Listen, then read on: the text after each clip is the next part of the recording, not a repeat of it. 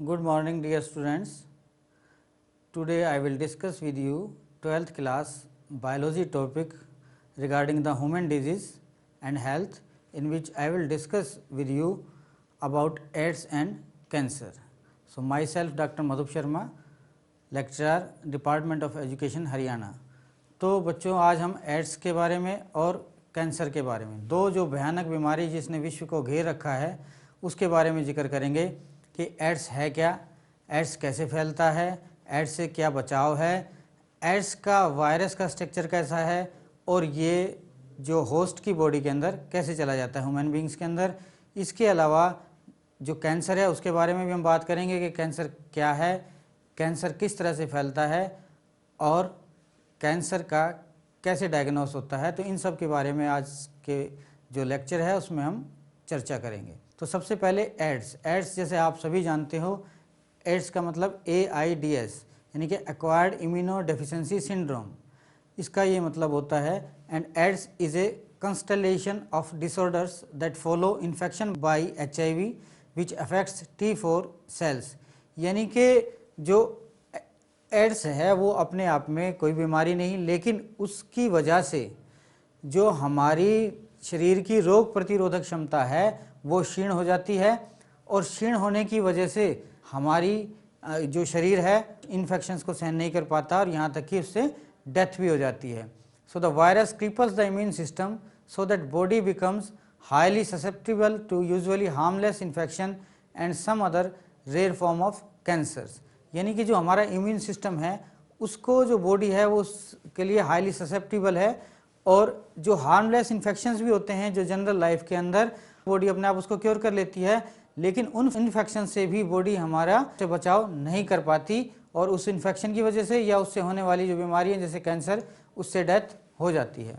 तो जहाँ तक हिस्ट्री की बात है कि HIV की, HIV यानी कि आप सभी जानते हो ह्यूमन इम्यूनो डेफिशिएंसी वायरस, जिसकी वजह से एड्स होता है। सबसे पहले जो पता लगा वो 1981 के अंदर अमेरिका एक व्यक्ति के अंदर HIV का वायरस मिला और वो वायरस जो था it was prevalent in the homosexual persons.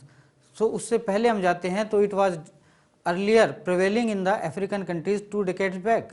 It was detected by a France scientist in 1983 जिनका नाम था लुक मोंटगेनियर। और इंडिया के अंदर जहाँ तक बात है वो 1986 के अंदर चेन्नई के अंदर एक व्यक्ति था उसके अंदर HIV वायरस मिला। तो HIV वायरस वहाँ मिला। उसके बाद जो नेशनल लेवल पे बॉडी है नेशनल एड्स कंट्रोल ऑर्गेनाइजेशन, वो HIV के बारे में लोगों को जानकारी देना, उनकी ट्रीटमेंट के बारे में उनके अंदर अवेयरनेस क्रिएट करने का काम करती है। चिकित्सालय के अंदर ही कई तरह की सुविधा उपलब्ध कराई गई हैं और नेको है जो इस पूरे प्रोग्राम को देश भर में देख रहा है और लोगों में अवेयरनेस क्रिएट कर रहा है। जहाँ तक भारत के अंदर बात है, लेटेस्ट डाटे जो आए हैं which indicate that at present approximately 24.7 lakhs peoples are suffering from HIV, means they are HIV positive. तो 24.7 लाख जो व्यक्ति हैं वो HIV से पीड़ित हैं। और हरियाणा की बात अगर हम करें तो हरियाणा के अंदर लगभग 42,000 व्यक्ति HIV पॉजिटिव हैं और लगभग संसार भर के अंदर लगभग 16,000 व्यक्ति रोज़ इसके अंदर फंस जाते हैं। They get infected each day. As far as this HIV और AIDS is concern there is no vaccine against AIDS. कोई भी वैक्सीन इसका नहीं है। कोई भी अगर इसके अंदर एक बार आ जाता है, इन्फेक्टेड हो जाता है तो he is sure to die. So patient with this syndrome suffer from life threatening infections. जैसा कि मैंने आपको बताया, एक टर्म और आती है जिसको हम बोलते हैं opportunistic infections. So they are infected by the virus, bacteria, fungal and protozoan etc. to which a person with normal immune system resist। यानी कि अपॉर्चुनिटिक इन्फेक्शन वो है कि जो वायरस, बैक्टीरिया, फंगस या प्रोटोजोन से होते हैं जिसको एक नॉर्मल प्रतिरोधक क्षमता वाला व्यक्ति आराम से रोक सकता है, लेकिन अगर वो HIV पॉजिटिव पर्सन है तो उसके साथ ये समस्या आ जाती है। तो अब मैं आपसे बात करूंगा कि how the HIV is being transmitted, कि कैसे फैलता है। तो सबसे पहले एक बात बता दूं कि HIV को कोई मीडियम चाहिए जो एक जगह से दूसरी जगह जाए, यानी कि एक होस्ट से दूसरे होस्ट में जाने के लिए उसे एक मीडियम चाहिए। सो HIV requires a medium that allow it to leave one host survive in an environment into which it is released. तो HIV is transmitted when some body fluid of an infected person enters tissue of another person, यानी कि एक व्यक्ति के जो tissue fluid है वहाँ से दूसरे के अंदर जब ये जाता है तो ही ये वहाँ से ट्रांसमिटेड होता है। तो virus of AIDS is transmitted via semen and blood as in anal intercourse among homosexuals, यानी कि होमोसेक्सुअल्स के अंदर जब एनल इंटरकोर्स होता है तो उससे HIV पॉजिटिव व्यक्ति होने का खतरा रहता है। इसी तरह से एनल के साथ साथ जो वेजाइनल इंटरकोर्स है among heterosexuals individuals with an infected person without utilizing a kind of high quality condom and a spermicide that contain nonoxynol 9 to help block the transmission of the virus. मतलब जो condom से है वो है safe sex के बारे में। अगर वेजाइनल इंटरकोर्स हो रहा है हेटेरोसेक्सुअल्स के बीच में और there is no use of condom, there is a chance if a person is infected among the two partners that he will or she will get infected with the HIV virus. Similarly, use of contaminated unsterilized needles, syringe to inject drugs or vaccine.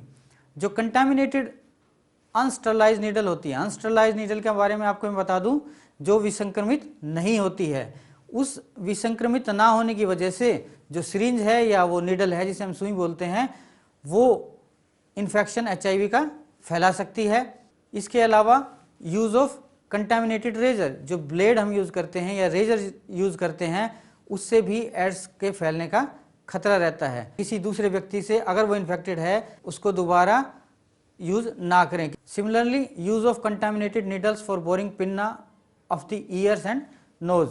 तो बच्चों आपने देखा होगा कि देहात के अंदर क्या होता है कि नाक और कान जो होते हैं उसको बिंदवाने के लिए व्यक्ति आते हैं और वो बिंदवाने के लिए हम क्या करते हैं कि जिन जिन लड़कियों को भी वो नाक और कान बिंदवाने होते हैं वो एक साथ सभी को बुला लेता है और वहाँ पे नोज़ और पिन्ना कान को बोर करने लग जाता है।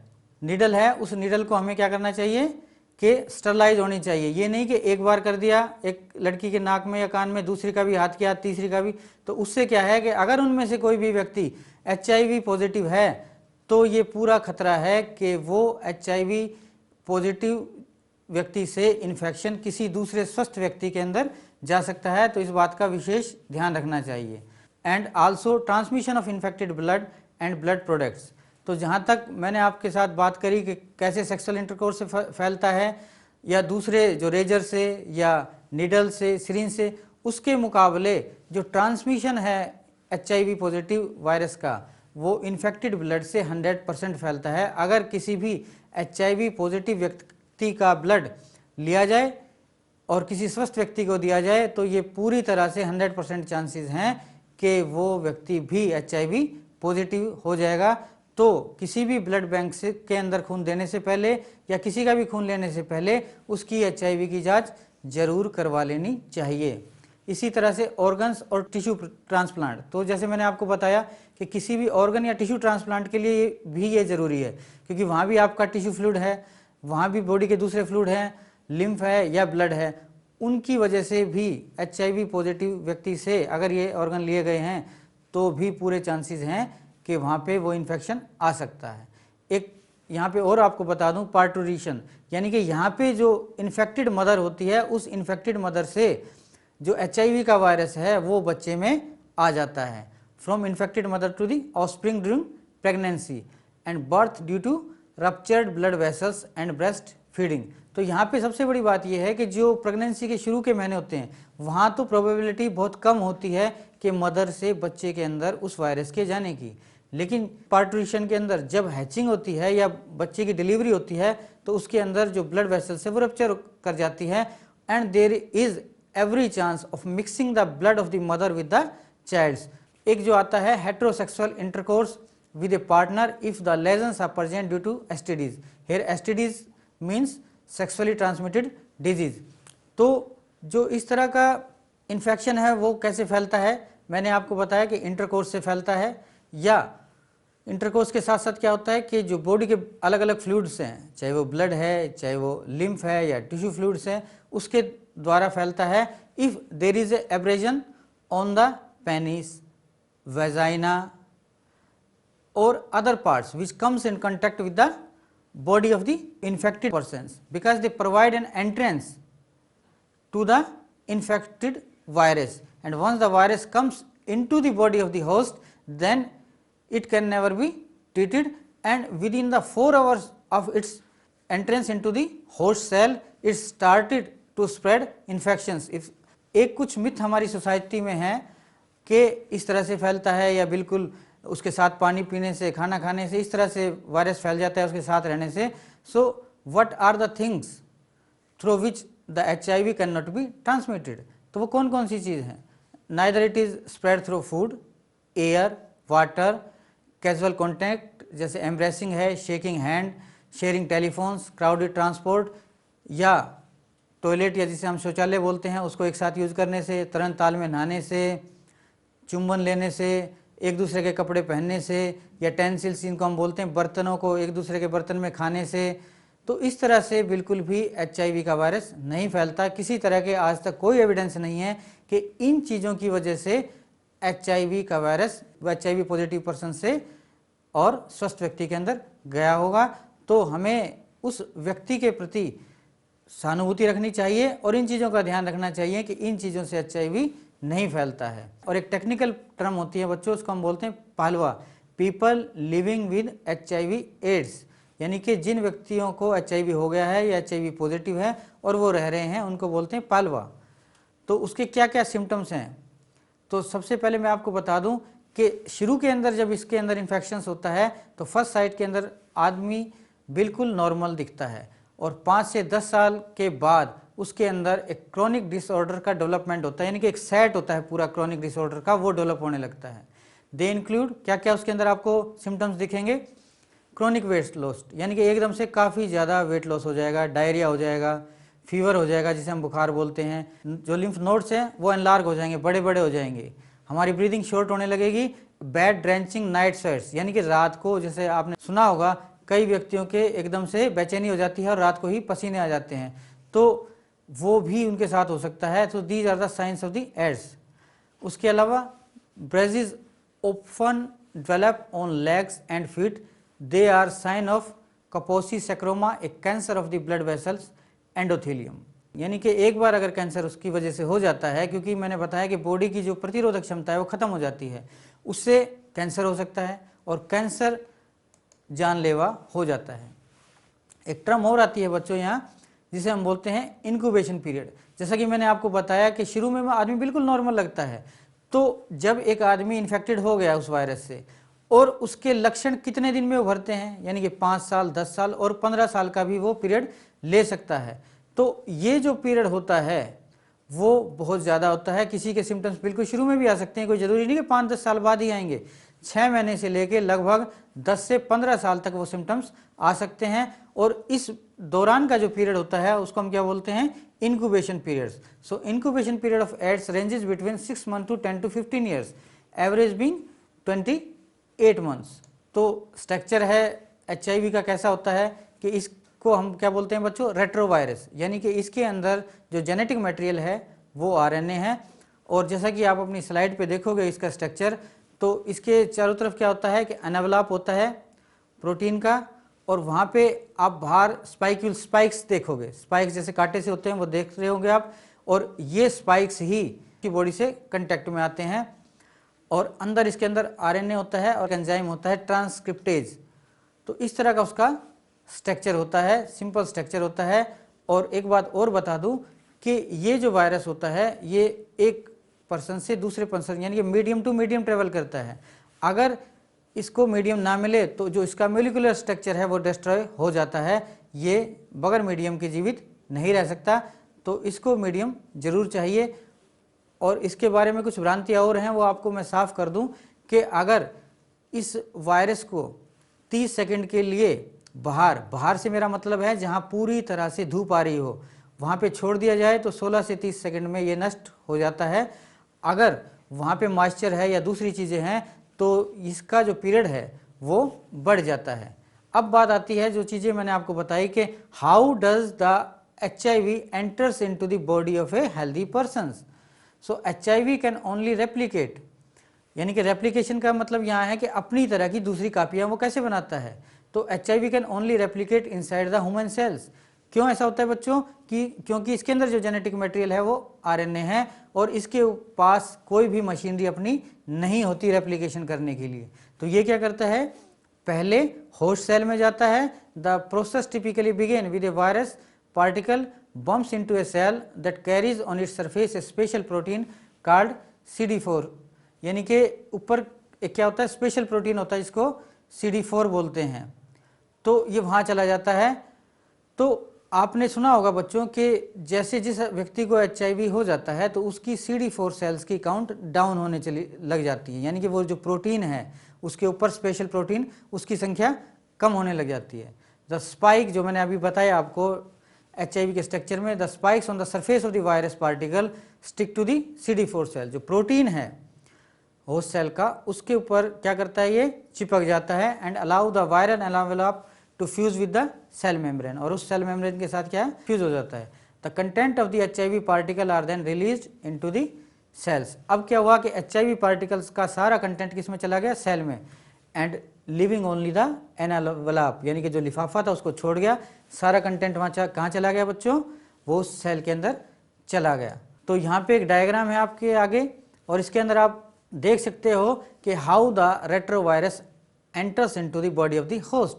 तो रेट्रोवायरस है यहाँ पे आप देख रहे हो, और वो रेट्रोवायरस वायरल RNA कैसे उसके अंदर जा रहा है कि वो वायरस इन्फेक्ट्स नॉर्मल सेल। क्या करेगा, जो वायरस है HIV वो नॉर्मल सेल्स को इन्फेक्ट कर रहा है और वो किसके अंदर जा रहा है, एनिमल सेल के अंदर चला गया है वो बॉडी में। तो वो वहाँ पे क्या करता है कि viral RNA is introduce into the cell and viral DNA is produced by the reverse transcriptase enzyme. यहाँ थोड़ा सा आपको ये मैं क्लियर कर दूँ बच्चों कि रिवर्स ट्रांसक्रिप्टेज क्या होता है और उसका इंटीग्रेशन क्या होता है। Once inside the cell HIV enzyme reverse transcriptase convert the viral RNA into DNA, यानी कि ट्रांसक्रिप्टेज ट्रांसफर करने वाला, रिवर्स ट्रांसफर करने वाला, यानी कि RNA को किस में कन्वर्ट कर देता है, वो DNA में कन्वर्ट कर देता है, which is compatible with the human genetic material. और हमारे में जो जेनेटिक मटेरियल है वो क्या है, वो भी DNA है। This DNA is transported to the cell's nucleus. और जो मैंने आपको बताया जो एनिमल सेल्स है उस एनिमल सेल्स के अंदर वो चला जाता है DNA, जो रिवर्स ट्रांसक्रिप्टेज से बना, किसका, HIV वायरस का, where it is spliced into the human DNA by HIV enzyme integrase. Once integrated, the HIV DNA is known as provirus. अब यहाँ चक्कर क्या हुआ सबसे बड़ा कि जो वायरस का DNA था वो DNA एनिमल सेल्स के DNA से मिल गया। अब उस DNA को अलग करना बड़ा मुश्किल है, लगभग आज के दिन तक वो असंभव है बच्चों। और ये सबसे बड़ा कारण है कि हम उसका इलाज या उसका कोई वैक्सीन नहीं ढूंढ पाए, क्योंकि अगर हम उसका इलाज करते हैं सारे DNA का तो वो हमारी बॉडी के साथ इंटीग्रेट हो चुका है, जुड़ चुका है, तो वहाँ उसको उससे अलग करना संभव नहीं हो पाया है अभी तक। तो after getting into the body of a person the virus enters into the macrophage where RNA genome of the virus replicate to form viral DNA with the help of the enzyme reverse transcriptase. इसके बारे में मैं आपको बता चुका हूँ। This viral DNA gets incorporated into host cells DNA and directs the infected cell to produce virus particles। जैसे ही वो DNA बन गया अब वो अपने पार्टिकल्स को बढ़ाता है, उनको इंक्रीज करने लग जाता है। The macrophages continue to produce virus and in this way acts like a HIV factory. Simultaneously HIV enters into the helper T lymphocytes के lymphocytes में चला जाता है, वो T सेल्स के अंदर चला गया। T सेल्स क्या होती है बच्चों कि ये हमारी प्रतिरोधक क्षमता को बढ़ाने वाली सेल होती हैं। तो जो T सेल्स होती हैं वहाँ पे जब HIV वायरस उनमें एंटर कर जाता है then they replicate and produce progeny virus. The progeny virus released in the blood attack other helper T lymphocytes. एक बार उसको अफेक्ट करेगा और ब्लड में चला जाएगा और उसके साथ साथ वो दूसरी T सेल्स को भी इन्फेक्ट करने लग जाता है। This is repeated leading to a progressive decrease in the number of helper T cells. तो वहाँ ये क्या कर रहा है सबसे बड़ा काम कि जो हेल्पर T सेल्स हैं जो हमारी प्रतिरोधक क्षमता को बढ़ाती हैं उनकी संख्या लगातार कम करता चला जाता है और उसकी वजह से जो पर्सन है वो इन्फेक्टेड होता चला जाता है और ज़्यादा और उसकी प्रतिरोधक क्षमता गिरती चली जाती है। और इस दौरान जब वो T सेल्स की संख्या को कम करता है या इन्फेक्शन बढ़ाता है तो वहाँ जो एक व्यक्ति है वो किस किस चीज़ से, ही suffers from the bout of fever, बुखार आने लगेगा, डायरिया उसको हो जाएगा, वेट लॉस होगा। क्यों हो रहा है ये बच्चों? क्योंकि टी सेल्स की संख्या घट रही है। ऐसा नहीं है कि जो शरीर है या हमारा, या जो हमारी प्रतिरोधक क्षमता है वो उसका मुकाबला नहीं कर रही है, वो उसका मुकाबला बराबर उससे कर रही है। और उसमें क्या हो रहा है कि जैसे ही ये वायरस वहाँ एंटर कर रहा है, टी सेल्स जो होती हैं वो जिस सेल के अंदर ये इन्फेक्ट करता है वहाँ उसकी संख्या को बड़ी तेज़ी से बढ़ा देती है, यानी कि एंटीबॉडीज़ वहाँ बढ़ जाती हैं, टी सेल्स यानी कि बढ़ जाती हैं जैसे इसका इन्फेक्शन होता है HIV का वहाँ पे। लेकिन उसके साथ साथ 100 मिलियन से लेके 1 बिलियन तक लगभग जो मैंने बताया प्रोवायरस वो भी बनता जाता है, उसकी संख्या भी बढ़ती जाती है। और जो हमारी लिम्फोसाइट्स हैं, जो प्रतिरोधक क्षमता वाली जो सेल हैं, वो क्या करती हैं कि लगातार उससे लड़ती रहती हैं और लगभग जो आदि जो प्रोवायरस बन गया है उसको ख़त्म कर देती हैं, उसकी जगह क्या रिप्लेस कर देती हैं? नई टी सेल कर देती हैं। लेकिन वो नई टी सेल्स भी उसके लिए पर्याप्त नहीं होती लड़ने के लिए। धीरे धीरे जो HIV का इन्फेक्शन है, यानी कि HIV है, वो ब्लड में और लिम्फ में चला जाता है, साथ साथ जो इन्फेक्टेड टी सेल्स हैं, और वो पूरी बॉडी में लगभग फैल जाता है। तो इसका पूरा प्रोसीजर मैं समझता हूँ को आपको क्लियर हो गया होगा। तो डायग्नोज कैसे होता है बच्चों, थोड़ा सा इसके बारे में भी आपको मैं बता दूं कि एलिसा टेस्ट से होता है और एक होता है वेस्टर्न ब्लॉट टेस्ट। तो एलिसा टेस्ट क्या होता है? एंजाइम लिंक्ड इम्यूनोसॉर्बेंट एस्से। इसके अंदर क्या होता है कि पूरी तरह से जो एंटीबॉडीज़, और जब एंटीबॉडीज़ की संख्या बढ़ जाती है बच्चों तो हमें पता लग जाता है कि किसी न किसी तरह की कोई समस्या है। फिर उसको कंफर्म करने के लिए हम वेस्टर्न ब्लॉट टेस्ट करते हैं। इसके साथ साथ आजकल DNA का भी टेस्ट आ रहा है। Now we comes to the cancer. What the cancer is? Cancer is an uncontrolled proliferation of the cell without any difference. यानी कि वो proliferation बढ़ाती जाती है अपनी संख्या को किसी भी डिफरेंस के बगैर या कोई भी स्पेशलाइजेशन सेल के किए बगैर। So it is an undifferentiated growth of cells. Cancer cells don't remain confined to the one part of the body and they started to move into the adjoining area or through bloods to the other parts and also in fact that particular part, वहाँ चली जाती है और उस भाग को भी वो प्रभावित करती है। तो उसके अलावा आप देखोगे कि कैंसर सेल जैसे मैंने आपको बताया बच्चों भी क्या है, अनडिफरेंशिएटेड ग्रोथ ऑफ सेल्स। ये एक्चुअली में होती क्या है, थोड़ा सा इसके बारे में आपको मैं बता दूं कि जो कैंसर सेल्स होती हैं वो उन जगह पे जो ज़्यादा होती है जहाँ पे कंटिन्यूसली टिश्यूज या सेल्स रिप्लेस होते रहते हैं माइटोसिस से। तो तब जो सेल्स रिप्लेस कहाँ पे होते हैं जनरली, जैसे लंग्स है, लीवर है, रिप्रोडक्टिव सेल्स हैं, या हमारी लाइनिंग होती है जो डाइजेस्टिव सिस्टम्स की, वहाँ पे होते हैं लगभग। तो इनके अंदर क्या होता है कि जो माइटोसिस हो रही है उससे 1 से 2 सेल बन रही है। तो यहाँ पे क्या होता है, जो माइटोसिस होती है जनरल माइटोसिस, तो उसके अंदर एक पेस होती है, यानी कि एक गति से और कंट्रोल लेवल मैनर के अंदर डिवीजन होता है। लेकिन यहाँ समस्या क्या आती है कि कौन से ऐसे कारण है उसके बारे में अभी पता नहीं लगा है, द रीज़न अननोन, कि किस तरह से ये जो कैंसर की सेल्स हैं उनके अंदर जो डिवीजन है माइटोसिस का वो बढ़ जाता है and it becomes uncontrolled and this is what called cancer. तो आपको पूरी तरह से कैंसर की डेफिनेशन समझ में आ गई होगी। So normal sales show A property called contact inhibition by virtue of which contact with other cells inhibit their uncontrolled growth. Cancer cells appear to have lost this property. तो आपको पता लग गया होगा कि जो कैंसर की सेल्स है उसके अंदर ये जो प्रॉपर्टी होती है वो खत्म हो जाती है। As a result of this cancer cells just continue to divide giving rise to masses of the cells called as tumour. तो जैसे मैंने बताया कि अनकंट्रोल्ड हो जाती है, वहाँ पे उसकी कोशिका जो विभाजन है वो लगातार होता रहता है और वो कंट्रोल्ड हो जाता है और वो एक पूरा मास बना देती है सेल्स का, और उसको हम क्या बोलते हैं बच्चों, ट्यूमर बोलते हैं।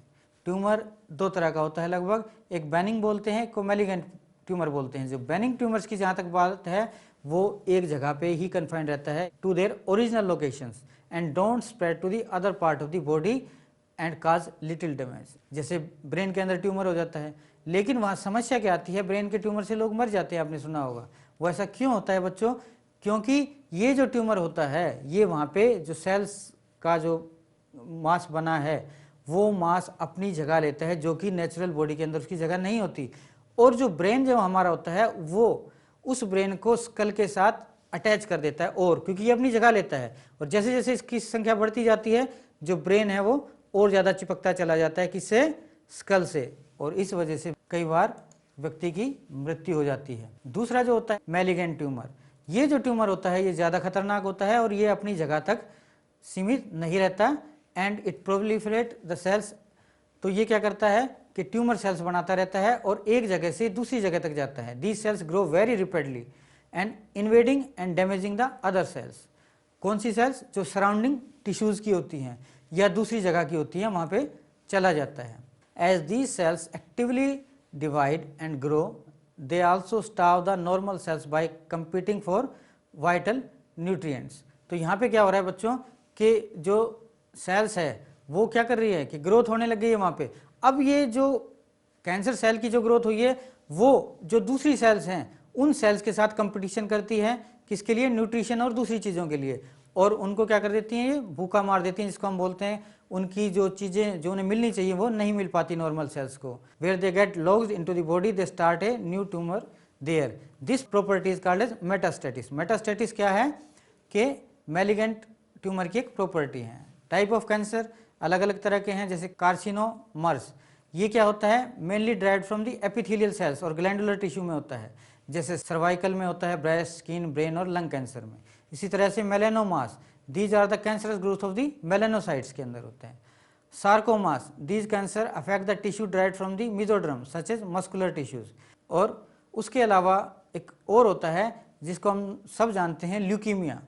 ल्यूकीमिया क्या होता है बच्चों, वो होता है ब्लड कैंसर, और उसके अंदर क्या होता है कि जो वाइट ब्लड कार्पसल्स हैं, ल्यूकोसाइट्स की संख्या बढ़ जाती है, लगभग 2 लाख से 10 लाख के बीच में चली जाती है। अगर वो बढ़ जाती है तो क्यों बढ़ती है, क्योंकि बोन मैरो के अंदर उनकी संख्या तेज़ी से बढ़ती चली जाती है, और वो एक तरफ का सबसे खतरनाक कैंसर माना जाता है। कॉजेज़ क्या हैं, किस कारण कैंसर होता है, so transformation of normal cells into the cancerous neoplastic cells में इंड्यूस्ड बाय फिजिकल, केमिकल और बायोलॉजिकल एजेंट्स। तो ये कौन से अलग अलग एजेंट्स हैं, फिजिकली तो जैसे मैंने आपको बताया कॉन्टैक्ट में आने से वो हो जाता है, जैसे आपने देखा होगा या सुना होगा कि कश्मीरी जो होते हैं वो अपने कांगड़ी की अंगीठी होती है वो अपने पेट के साथ लगा लेते हैं और बार बार उसको टच करती है, इरिटेंट करती है, तो उसकी वजह से क्या होता है वहाँ कैंसर उनकी स्किन का डेवलप हो जाता है। इसी तरह से बीटल एंड टोबैको च्यूइंग, बार बार पान चबाने से जो हमारे बक्कल कैविटी है उसके अंदर कैंसर हो सकता है। हैवी स्मोकिंग से लंग्स कैंसर हो सकता है। केमिकल एजेंट भी अलग अलग होते हैं, उनकी वजह से भी कैंसर हो जाता है, जैसे डाइज होते हैं जो यूज़ करते हैं कारखानों में, इंसेक्टिसाइड है, पेस्टिसाइड्स है, निकोटीन है, कैफीन है, या आर्टिफिशियल स्वीटनर है। इस तरह से बहुत से केमिकल एजेंट हैं जिनकी वजह से कैंसर हो जाता है। इसी तरह से रेडिएशन से, आयनाइजिंग रेडिएशंस अलग हैं, नॉन आयनाइजिंग अलग है। आयनाइजिंग रेडिएशंस के अंदर हमारे पास क्या है, एक्सरेज हैं, दूसरी रेज हैं, और नॉन आयनाइजिंग के अंदर हमारे पास कौन से हैं, अल्ट्रावायलेट रेज हैं। ये रेज क्या करती हैं कि व्यक्ति के अंदर कैंसर को प्रोड्यूस कर देती हैं। हाँ, तो ये तो बात थी बच्चों रेडिएशंस की। कुछ बायोलॉजिकल एजेंट्स भी होते हैं, कुछ वायरस होते हैं जिसकी वजह से हमारे अंदर कैंसर हो सकता है, लेकिन अभी तक इस तरह के कोई पुख्ता सबूत हमें नहीं मिले हैं। उसके बाद हम आते हैं कि ट्रीटमेंट ऑफ द कैंसर कैसे होता है, तो उसकी अप्रोचेज अलग अलग है, जैसे सर्जरी से, रेडिएशन थेरेपी और इम्यूनोथेरेपी। सर्जरी में उस पार्ट को रिमूव कर दिया जाता है, रेडिएशन थेरेपी में tumour cells are irradiated lethally, taking proper care of the normal tissues surrounding the tumor mass. Several chemotherapeutic drugs are used to kill the cancerous cells. Majority of drugs have side effects like hair loss, anemia, etc. Most cancers are treated by the combination of surgery, radiotherapy and chemotherapy. So tumor cells have been shown to avoid detection and destruction by immune system. यानी कि जो हमारा immune system है वो इसको trace out नहीं कर पाता किस चीज़ को, कैंसर सेल्स को, और उसको ना तो उसको डिटेक्ट कर पा सकता है या ना उसको डिस्ट्रैक्ट कर पा सकता है। तो therefore the patients are given substance, इस तरह का सब्सटेंस दिया जाता है, किस वजह से, ताकि वो उसको रिस्पॉन्स करे, बायोलॉजिकल रिस्पॉन्स दे। उनको हम बोलते हैं biological modifiers such as a interferon which activate their immune system and help in the destroying the tumour. Cancer detection and diagnosis, कैसे होता है कैंसर डिटेक्शन, उसको हम बायोप्सी या हिस्टोपैथोलॉजिकल स्टडीज़ के बेस के ऊपर जो टिश्यूज़ की है उनको करते हैं, and blood and bone marrow test for increase cells count in the case of leukaemias. Leukaemias means blood cancer. So cancer detection and diagnosis के बारे में जो हम बात कर रहे हैं, तो बायोप्सी क्या होता है, एक पीस ले लिया जाता है टिश्यू का कट करके और एक उसके छोटी सी उसका थिन सेक्शन बनाया जाता है, उसको स्टेन करके एग्जामिन किया जाता है माइक्रोस्कोप के अंदर पैथोलॉजिस्ट से, और उसके अंदर अलग अलग टेक्निक यूज़ की जाती है जैसे X-ray, compound tomography, MRI. They are very useful to detect cancers of the internal organs. Compounded tomography use X-rays. तो ये जो चीज़ें थी कैंसर्स के बारे में मैंने आपको बताई, तो इस तरह से उसका डिटेक्शन और डायग्नोसिस होता है. तो I think today the students you have gone through the whole of the AIDS and cancers and now will be able to understand what are HIV and AIDS and what is cancers. तो आज का जो home assignment यही है कि आप जो इसकी मेन जो चीज़ें हैं कि कैसे फैलता है, कैसे नहीं फैलता है, how it enters into the body of a normal person, इसी तरह से कैंसर सेल्स की ग्रोथ कैसे होती है, इस चीज़ के बारे में एक असाइनमेंट बना के अपने सर को दिखाओगे और उसमें कोई समस्या है तो वहाँ पूछोगे. Thank you very much for today's lecture.